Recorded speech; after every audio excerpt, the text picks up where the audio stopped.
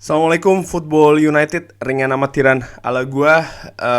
Sebelum gua akhiri apa ya soal masalah pertandingan Atletico Madrid menghadapi Manchester United, di video sebelumnya gue udah bikin review. Kali ini seperti biasa gue mau bikin rangkuman, translation juga ya, interview Ralf Rangnick setelah pertandingan tadi. Ini gue ambil dari manunited.com. Langsung aja, ini ada komentar ya dari Ralf Rangnick soal masalah ya perubahan yang terjadi di babak kedua.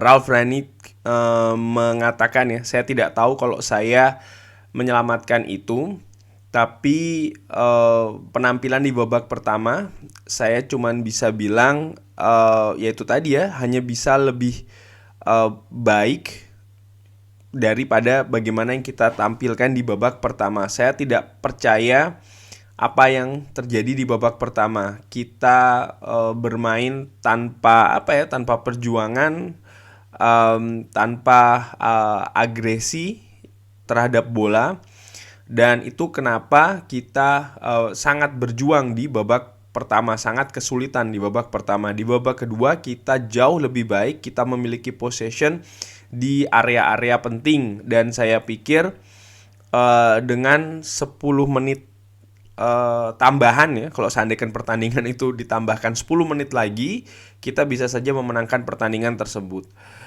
Tapi lagi-lagi kita harusnya bisa bermain lebih baik dari yang kita tampilkan di babak pertama. Saya sangat kecewa dengan penampilan di babak pertama. Lalu ditambahkan juga soal masalah kesalahan-kesalahan di babak pertama ya. Ralf Rangnick mengatakan kita terlalu terlalu lemah lah, katakanlah, dengan bola di babak pertama. Kita tidak mengambil resiko, terutama ketika kita sedang memegang bola. Kita hanya bermain di sisi kita sendiri, tanpa ada gerakan lari ke dalam, tanpa ada pergerakan fisik, dan ini tentu saja sulit ketika kita harus menghadapi tim seperti Atletico, terutama setelah kita kebobolan di menit-menit awal ya. Itu sangat sulit untuk dicegah. Saya harus bilang itu, kalau crossingnya sangat-sangat brilian ya di gol tersebut, itu sangat dekat tiang, dan itu sangat susah untuk dipertahankan. Jadi pemain belakang menurut Ralf Rangnick itu susah kalau bolanya seperti tadi, karena bolanya sangat-sangat perfect. Ya kurang lebih gue setuju. Tapi sekali lagi, kita harus bisa lebih agresif, kita harus bisa memainkan bola, kita harus bisa melakukan apa yang kita tampilkan di beberapa minggu terakhir.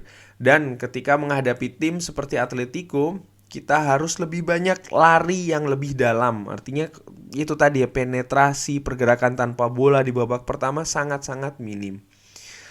Dan itu kenapa kita bisa mencetak gol. Ada lari ke dalam yang dilakukan oleh Elanga, dan passing terhadap Elanga juga sangat fantastik. Emang betul kan, Elanga lari tanpa bola ke dalam pertahanan dalam dari Atletico, dan itu betul tidak dilakukan di babak pertama, nyaris tidak sama sekali ya. Kita memenangkan bola di area tengah dari lapangan, dan ya sebenarnya seharusnya seperti inilah kita bermain menghadapi Atletico. Dikomentari juga tentang impact dari seorang Elanga ya. Dia bermain seperti mimpi yang jadi kenyataan. Dia sangat-sangat menikmatinya, dan ini sangat menyenangkan untuk melihat dia bermain. Saya berharap ya beberapa pemain mengambil dirinya maksudnya mengambil Elanga sebagai contoh ya, atau seperti role model, kurang lebih demikian.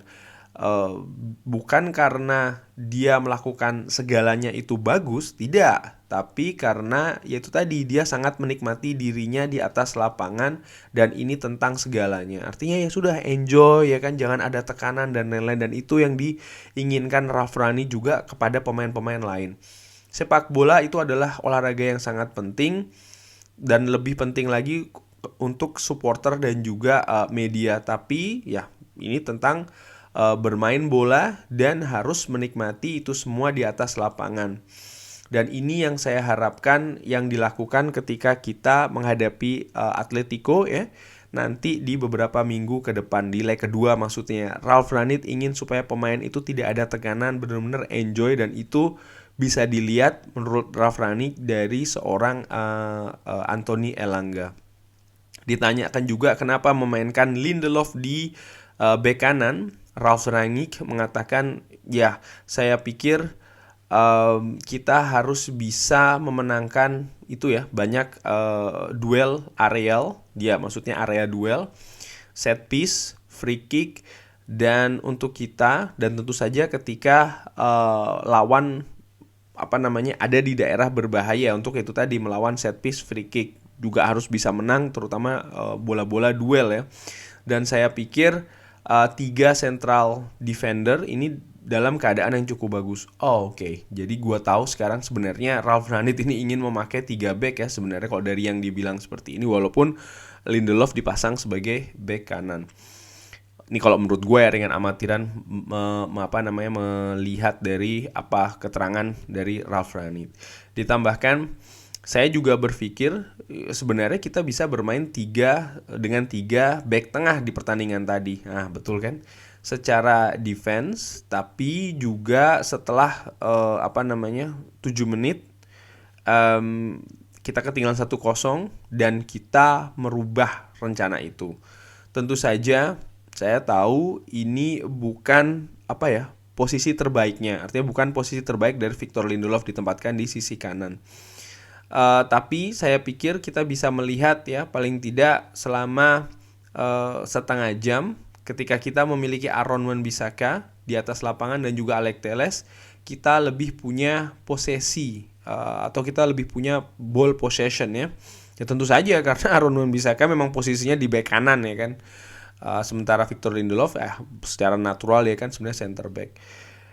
Kita lebih punya aksi-aksi ofensif, kita lebih punya assist dari sisi sayap, dan kita lebih punya pilihan dari sisi sayap. Itu adalah ide di belakang itu semua. Dan tentu saja kita punya kemungkinan untuk merubah menjadi 5 back ya kalau itu dibutuhkan. Tapi seperti yang saya bilang, akhirnya karena kita kebobolan itu menjadi susah. Nah, di sini lagi-lagi ya gua simpulkan memang ternyata Ralf Rangnick ingin sebenarnya di awal itu bermain dengan 3 back. Cuman karena kita kebobolan gol awal, maka rencananya berubah ya. Cuman cukup unik juga dan menarik ya kalau kita pada saat itu pakai 3 back ya kan, maka di sayap kiri ada siapa itu, ada Luke Shaw, di kanan mungkin nggak tahu, mungkin Jadon Sancho kali ya. Jadi formasinya agak sedikit aneh, tapi yang jelas Ralf Rangnick mengatakan di konferensi pers ini sebenarnya dia ya itu tadi ya ingin bermain dengan 3 center back. Ditanyakan juga ini terakhir tentang second leg ya atau leg kedua. Ralf Rangnick mengatakan ya, saya pikir di babak kedua kita menunjukkan banyak momen ketika kita bermain cukup bagus, dan saya pikir nanti di leg kedua akan ada permainan yang berbeda. Tentu saja bermain di kandang di depan 75.000 fans dan bermain dengan lebih lebih berani daripada yang kita mainkan di babak pertama. Ya sepakat sih gue di babak kedua, di leg kedua ya, kita harus bermain bukan seperti yang kita tunjukkan di babak pertama tadi. Kalau kita bermain seperti yang di babak pertama tadi ya peluang kita lolos pun tidak besar ya, tapi kita paling tidak setidaknya kita harus bermain seperti di babak kedua, utamanya setelah yaitu tadi ya, Elanga masuk, Wan-Bissaka masuk, Alex Telles masuk. Kita harus bisa lebih berani lagi bermain, terutama di lini tengah. Kita juga harus berani masuk ya, baik itu secara pergerakan maupun secara umpan ke dalam. ke daerah pertahanan dari Atletico Madrid yang sayangnya tidak kita lakukan di babak pertama, tapi cukup banyak dilakukan di babak kedua ya. Ada beberapa percobaan dan salah satunya berhasil tadi, golnya Anthony Elanga. Kurang lebih demikian, ini interview dengan Ralf Rangnick.